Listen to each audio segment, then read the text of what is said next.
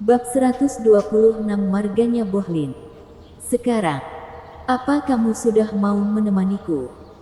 Jarod bertanya lagi setelah besi solder mendingin di punggung Prilly.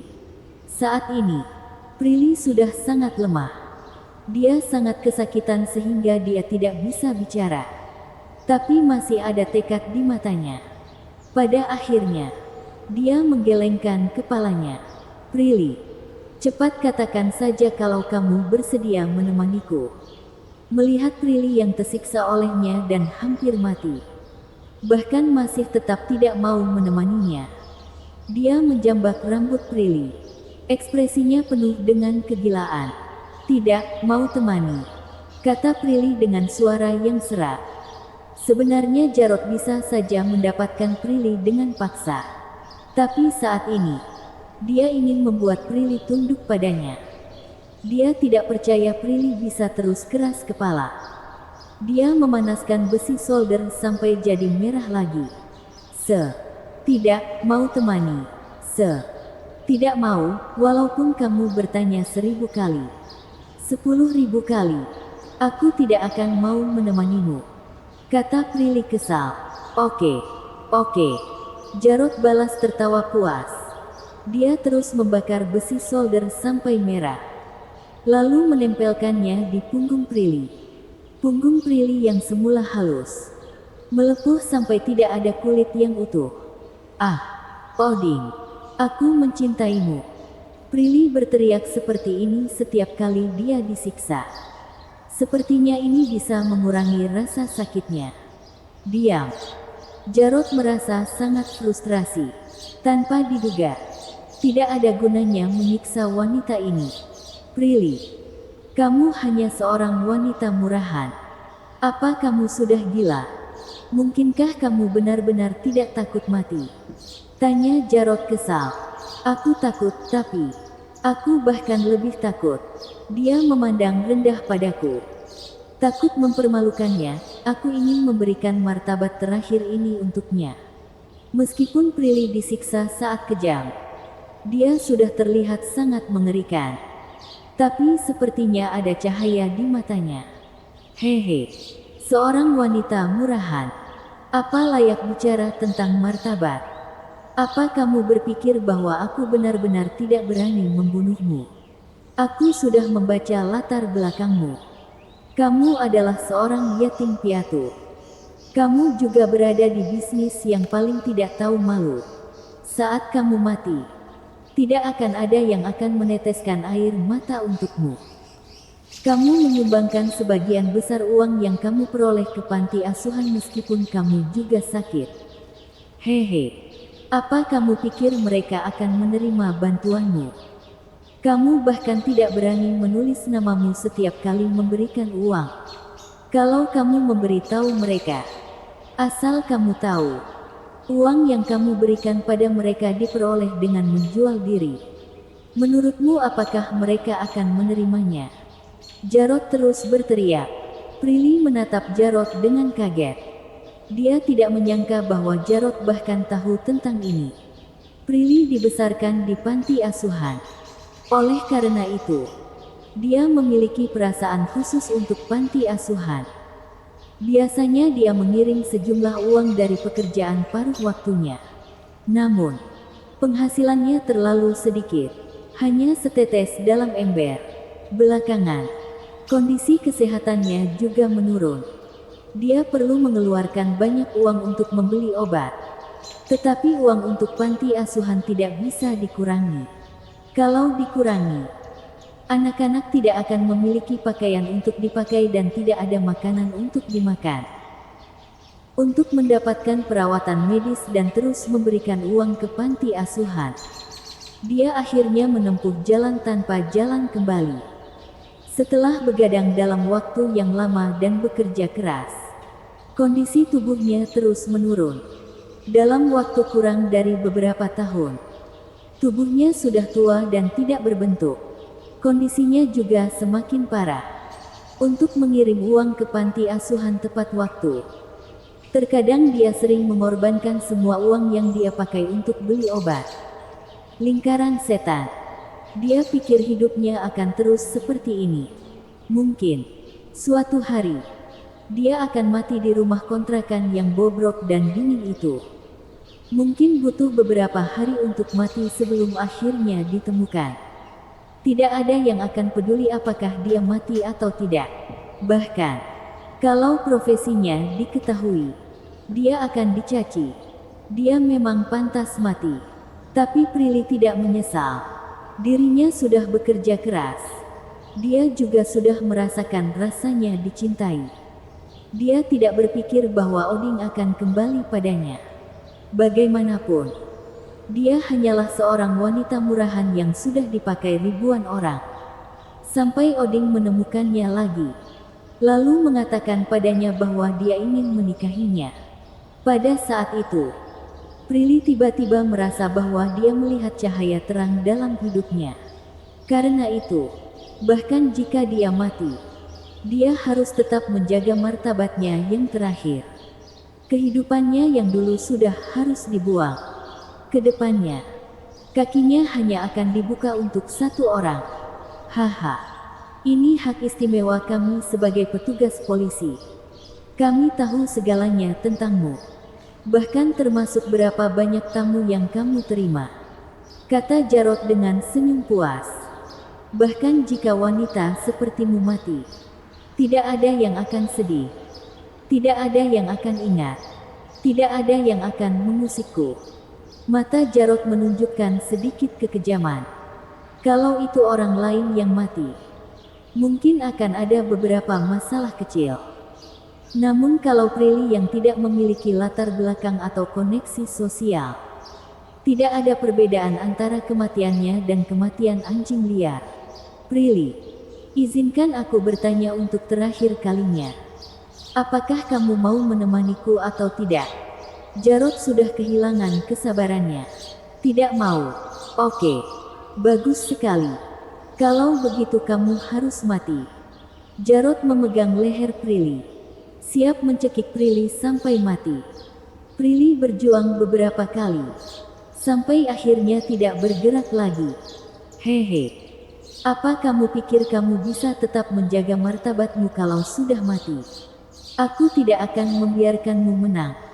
Ekspresi mengerikan terlihat di wajah Jarod. Dia melepas mantelnya. Wanita ini berhasil membuatnya marah. Bahkan kalau sudah mayat, dia akan memakai mayat itu. Pada akhirnya, Oding memaksa Devan untuk mengikutinya kembali ke kantor polisi. Dia pernah dengar cerita kelam tentang kantor polisi. Apalagi bagi wanita seperti Prilly yang tidak memiliki latar belakang dan berkecimpung dalam profesi semacam ini. Tidak akan ada belas kasihan di sana. Halo Polwan Linda. Kita bertemu lagi. Devan menyapa Linda. Linda menatap Oding. Berkata sambil tersenyum, kenapa?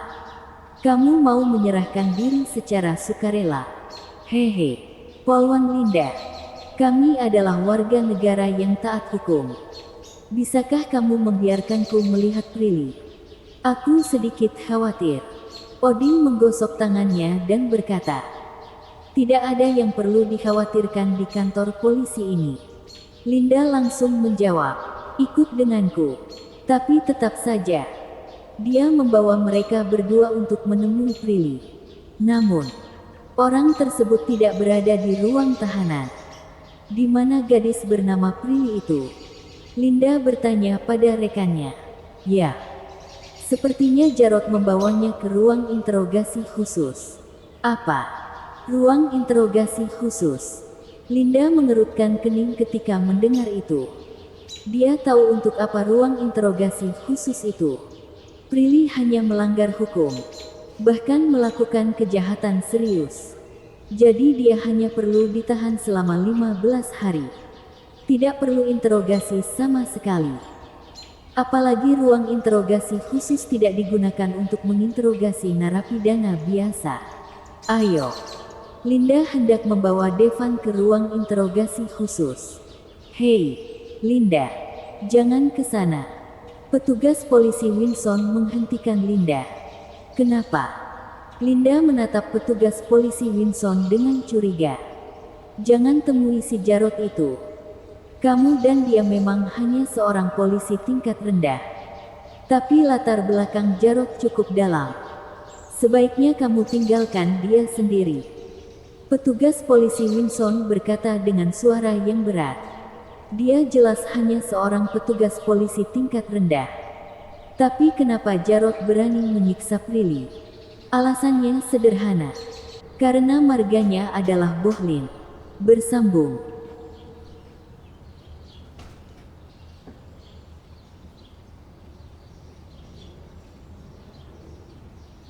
Bab 127 Linda mati saat menjalankan tugas. Memang kenapa dengan nama keluarga Bohlin? Linda adalah seorang pemula di tempat kerja. Tentu dia tidak tahu arti dari kata Bohlin. Hehe. Keluarga Bohlin. Keluarga lain. Pernahkah kamu mendengarnya? Kedua keluarga ini bukanlah sesuatu yang bisa kita singgung. Begini saja. Bahkan pimpinan kantor polisi kita harus sopan padanya. Petugas polisi Winson berkata dengan nada yang serius. Bahkan kalau dia memiliki latar belakang yang hebat, dia tidak bisa memberikan hukuman mati tanpa pengadilan. Linda berdebat dan sama sekali tidak mendengarkan nasihat petugas polisi Winson. Melihat hal ini, petugas polisi Winson menggelengkan kepalanya. Dia tahu betapa kuatnya Devan. Namun, keluarga Bohlin tidak boleh disinggung. Apalagi, dia baru saja dapat kabar. Devan. Dia sudah membunuh anak bungsu dari keluarga lain. Keluarga lain pasti akan membalas dendam dengan segala cara. Kalau sekarang dia juga menyinggung keluarga Bohlin, takutnya kalaupun Devan punya 10 nyawa, itu tidak akan cukup. Ketika semua orang datang ke ruang interogasi khusus, pintunya terkunci. Devan langsung menendang pintu sampai terbuka. Saat melihat pemandangan di ruang interogasi, Odin seketika pusing. Prilly. Saat ini, Prilly dipenuhi luka. 10 jari tangan dan 10 jari kaki semuanya ditusuk dengan jarum baja. Tidak ada kulit utuh di punggungnya. Semuanya sudah hangus karena solder. Tubuhnya juga tidak bergerak. Tidak tahu apakah dia masih hidup atau mati. Jarod sudah melepas celana Prilly. Hanya pakaian dalam yang tersisa. Tangannya hendak menelanjangi Prilly. Tatapan Devan berubah. Dia datang ke Jarod dalam sekejap. Menendangnya. Bajingan. Aku akan membunuhmu. Melihat Prilly tidak bernafas, Odin terlihat seperti banteng yang marah. Dalam sekejap, dia bergegas menuju Jarod. Jarod menerima pukulan dan tendangan. Devan, di sisi lain, memeriksa Prilly dengan cepat. Meskipun Prilly sudah berhenti bernapas, tapi dia baru saja meninggal belum lama ini. Tubuhnya masih hangat. Dia masih bisa diselamatkan. Segera mengeluarkan jarum emas 9 akhirat. Menusukkannya ke beberapa titik akupuntur vital Prilly. Kemudian menarik jarum baja di kuku jari tangan dan kaki Prilly. Segera menggunakan tenaga dalam untuk mengobatinya. Odin. Hentikan. Melihat Odin hampir memukuli Jarod sampai mati, Linda segera menahan Odin. Kalau kamu membunuhnya, kamu juga akan masuk penjara. Percayalah, dia akan mendapatkan hukuman yang pantas. Linda berkata dengan suara yang berat. Apa kamu yakin? Dia akan mendapatkan hukuman yang pantas dia dapatkan. Devan menyipitkan matanya dan menatap Linda. Linda terhenti oleh kata-kata Devan. Karena dia tidak bisa menjaminnya. Bagaimanapun, latar belakang Jarod ini cukup besar. Dia bergabung dengan kepolisian mungkin hanya untuk bersenang-senang. Aku yang membunuhnya. Tidak akan ada yang terjadi padaku. Tapi kamu sudah berani memukulku. Pasti mati. Namun, pada saat ini, Jarod, yang dipukuli hingga babak belur dan mengeluarkan darah dari sudut mulutnya, berkata dengan ekspresi muram, Odin tidak tahan lagi. Melepaskan diri dari tangan Linda. Bergegas menyerang Jarod lagi. Linda ingin melangkah maju untuk menghentikannya. Tapi Devan menahan bahunya. Polwan Linda, kalau memang kamu menganggapku sebagai teman, kamu keluar sekarang. Suara datar Devan terdengar. Tapi, Devan, Linda ingin mengatakan sesuatu yang lain. Memang masuk akal. Ketika dia melihat Prilly disiksa seperti itu, dia juga ingin membunuh Jarod sekarang juga. Tapi sebagai petugas polisi, dia tidak bisa melakukan itu. Pada akhirnya, Linda mengambil keputusan. Dia tiba-tiba mengeluarkan senjatanya. Devan terkejut. Di luar dugaan, polwan ini sangat keras kepala. Baru saja akan mengambil pistol Linda. Tapi dia sudah meletakkan pistol itu di tangan Devan. Kemudian, dia bersandar ke pelukan Devan. Membiarkan Devan mencekik lehernya dengan tangannya. Lalu berkata, Odin melakukan pembunuhan di depanku. Aku tidak bisa duduk diam. Tapi sekarang aku di bawah kendalimu. Melihat hal ini, Devan akhirnya merasa lega. Sepertinya polwan ini memang cerdas. Tanpa menahan diri, Odin terus menyerang. Dia menggila. Kamu pasti mati. Aku akan membunuh seluruh keluargamu. Aku barusan meniduri pacarmu. Memang kenapa? Apa yang bisa kamu lakukan padaku? Biar ku beritahu.